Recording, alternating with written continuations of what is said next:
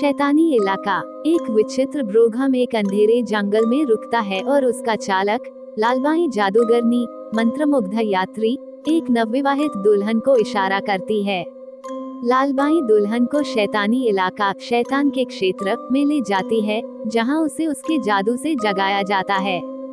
दुल्हन को उसके उर्फ शैतान, एक प्राचीन और डरावने राक्षस, की वेदी पर चिल्लाते और लाते मारते हुए बलि चढ़ाया जाता है। वर्षों पहले वो खुलेआम घूमता था और स्थानीय नगरवासियों को अंधाधुंध आतंकित करता था, लेकिन अंततः वह पराजित हो गया, एक निराकार आत्मा में बदल गया और एक जादुई आकर्षण द्वारा उसे शैतानी इलाका के भीतर हमेशा के लिए कैद कर दिया गया। लालबाई हर अमावस्या की रात उसके लिए एक नई दुल्हन लाती है। शैतान इस दुल्हन का खून पीता है और प्रत्येक भेंट के साथ मजबूत होता जाता है, जब तक कि वह आकर्षण को तोड़ नहीं सकता, अपनी सभी बुरी शक्तियों को बहाल नहीं कर सकता और दुनिया को फिर से तबाह नहीं कर सकता। कुछ साल बाद अंजू बड़ी होकर एक खूबसूरत युवा लड़की बन गई और अपने विश्वविद्यालय के अंतिम वर्ष में है। रोमा ने देखा कि उसकी लड़की एक सभ्य लड़के दीपक से प्यार करती है। वह एक उद्योगपति का इकलौता बेटा है और एक सुसंस्कृत युवक है। दीपक को अंजू की समस्या का पता चलता है और वह अपने माता पिता के माध्यम से एक तांत्रिक से संपर्क करता है। ये तांत्रिक कोई और नहीं, तिब्बत के डॉक्टर योगराज के गुरु योगी बाबा हैं। वह ठाकुर के महल का दौरा करता है और तुरंत समस्या की जड़ का पता लगा लेता है। वह दीपक से अंजू को वहां से हटाकर शहर के एक पहाड़ी इलाके से परे प्रसिद्ध पवनखिंड मंदिर में ले जाने के लिए कहता है। वह इस बात पर भी जोर देते हैं कि वे ब्रह्मकाल के दौरान चले जाते हैं, जिस दौरान सभी बुरे प्राणी शक्तिहीन होते हैं। ये भोर के समय 9 मिनट तक रहता है। सभी दोस्त एक साथ आते हैं और एक बस किराए पर लेते हैं। अंजू को ब्रह्मकाल ताबीज पहनने में मदद करते हैं, जिसे तांत्रिक बाबा ने स्वयं सबसे शक्तिशाली प्रार्थनाओं से शुद्ध किया है। बाबा ने अंजू को चेतावनी दी कि उसे किसी भी हालत में अपने गले से ताबीज नहीं उतारनी चाहिए। रोमा बच्चों को बाहर ले जाती है, लेकिन तभी शलाका आ जाती है और अंजू को हटाने पर नाराज हो जाती है। वह सीमा से बाहर चली जाती है और अंजू का पता जानने की मांग करती है। रोमा ने मना कर दिया और उसे अपनी जगह पर रख लिया, जिसके बाद शलाका एक भयानक चुड़ैल लालबाई में बदल गई और खुलासा किया कि उसने सदियों से शैतान की सेवा की है, और जब ठाकुर के पूर्वजों ने शैतान को हराने के लिए विभिन्न जादू मंत्रों का इस्तेमाल किया, तो उसने एक शासक के रूप में ठाकुर के घर में घुसपैठ की। वह शैतान को आजाद कराने के लिए अंतिम बलिदान के रूप में अंजू, शैतान के दुश्मनों के जीवित वंशज का उपयोग करने की उम्मीद करती है। रोमा अपनी नौकरानी को इतने भयानक रूप में देखकर चौंक जाती है और उसे बंदूक से गोली मार देती है। लेकिन लालबाई, जो पहले से ही एक दुष्ट आत्मा है, ठकुराइन पर हमला करती है और उसकी बेरहमी से हत्या कर देती है। दीपक और अंजू पिछवाड़े को पार कर ही रहे थे कि लालबाई फिर वहां आ गई और उन्हें रोकने की कोशिश की। वो उन्हें अपनी असली पहचान बताती है और अंजू पर हमला करती है, जो स्विमिंग पूल में गिर जाती है। दीपक उसे छुड़ाने की कोशिश करता है और घायल हो जाता है। तभी बाबा वहां पहुंचते हैं और लालबाई को कैद कर लेते हैं और उन्हें भागने में मदद करते हैं। दीपक और उसके दोस्त सफलतापूर्वक अंजू को शहर से दूर एक सुरक्षित ठिकाने पर ले जाते हैं। वे कुछ आराम और विश्राम का अवसर लेते हैं, लेकिन पुराने कैफे में स्थानीय बदमाश लड़कियों को एक टेबल पर पाते हैं और उन्हें परेशान करना शुरू कर देते हैं।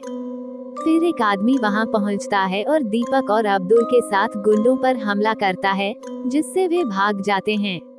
वह अपना परिचय कमल के रूप में देता है और पूरे समूह से दोस्ती करता है।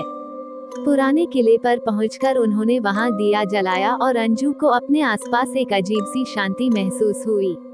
वो कुछ समय के लिए अपनी खुशी वापस पा लेती है। बाबा ने दीपक और अंजू को वहीं शादी करने के लिए कहा, क्योंकि उनके पवित्र मिलन के बाद लालबाई अंजू को नुकसान नहीं पहुंचा पाएगी। बाबा लालबाई को शैतानी इलाका तक पहुंचाते हैं। अब वो अपनी शेष शक्तियों की रक्षा के लिए खुद को एक जंगली चील में बदल लेती है। वो उसे बुलाने के लिए अपनी आध्यात्मिक शक्तियों का उपयोग करता है। जब उसे अंजू के साथ उसके इरादों का पता चलता है तो उसे तुरंत एहसास होता है कि दीपक और अंजू को जल्द से जल्द शादी करनी चाहिए और अपने वैवाहिक जीवन को संपन्न करना चाहिए। दीपक और अंजू एक दूसरे से बहुत प्यार करते हैं और किसी भी तरह शादी करेंगे। वे कार्यक्रम में जल्दबाजी करते हैं और बाबा और अन्य लोगों को गवाह बनाकर शादी का लाइसेंस प्राप्त कर लेते हैं। लेकिन जब दीपक की बहन मंदिर में अकेली फूलों की टोकरियां तैयार कर रही होती है तो स्थानीय गुंडे वहां पहुंच जाते हैं और उसके साथ छेड़छाड़ करने की कोशिश करते हैं। तभी लड़के वहां पहुंचते हैं और उनकी हड्डियां तोड़कर उन्हें पैकिंग के लिए भेज देते हैं। लेकिन जब वे मंदिर पहुंचते हैं और वहां डेरा डालते हैं तो कई अप्रिय घटनाएं घटती हैं और उनके कई दोस्त शैतान द्वारा बेरहमी से मारे जाते हैं। ऐसा इसलिए होता है क्योंकि ज्यादातर लड़के और लड़कियां अंधेरे में उसकी मांद में घुस जाते हैं और अनजाने में ही रास्ता भूल जाते हैं। एक बार शैतान अंजू को उसकी शादी की रात नहाते समय अपहरण कर लेता है और लालबाई उसे धातु के खंभे से घायल कर देती है। अंजू का कुछ खून शैतान को मिलता है। जैसे ही दीपक और दोस्त वहां पहुंचते हैं और अंजू को बचाते हैं, उन्हें एहसास होता है कि फिलहाल लालबाई की बदौलत शैतान इतना मजबूत हो गया है कि वह थोड़े समय के लिए अपनी मांद छोड़ने में सक्षम हो गया है। शैतान उन्हें पत्थर के किले तक भी ले जाता है और वहां की लड़कियों पर हमला करता है, लेकिन उन्हें नुकसान पहुंचाने में असमर्थ होता है क्योंकि बाबा समय रहते फिर से उन्हें बचा लेते हैं। कंवलजीत, जिसकी एकमात्र बहन भी लालबाई के बलिदान पीड़ितों में से एक बन गई, उनकी हर तरह से मदद करती है, लेकिन बाद में लालबाई द्वारा उसे मार दिया जाता है। यहाँ तक कि जब बाबा लालबाई से लड़ने जाते हैं तो वह उनके शरीर को जहर से नुकसान पहुंचाकर उनकी शक्तियों को कमजोर कर देती है और वह हमले के शिकार हो जाते हैं। गांव में अराजकता के कारण शहरवासियों और कुछ छेड़छाड़ करने वालों को एहसास हुआ कि जिस लड़की ने मंदिर में शादी की है उसे शैतान को शांत करने और सभी नरसंहार को रोकने के लिए उसे अर्पित किया जाना चाहिए।